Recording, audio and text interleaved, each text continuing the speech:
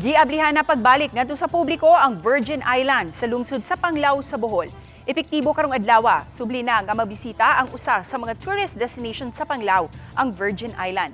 Gitangtang ni Bohol Governor Enrico Aristotol Umentado kauban ang mga lokal nga mga opisyal ingon man taga DENR ang gibutang nila nga tarpaulin sa lugar.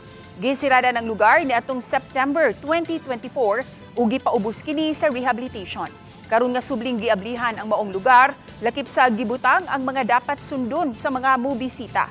Gidili ang pagtindas sa maong lugar ug gilimitahan sa 250 matag adlaw ang pwedeng makabisita ug hatagan og 2 ka oras nga maka-enjoy.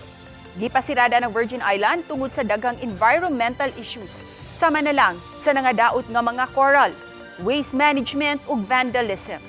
Bukas ang Virgin Island gikan sa alas 6 sa buntag hangtod na sa alas 6 sa gabi. Ginawa natin yung proseso. I'm happy na really economic development can go hand in hand with environmental protection. Matutukan na gyud ni maong Virgin Island na dili na mapariha kaniadto. Kayo ang akong kalipay na na-open balik.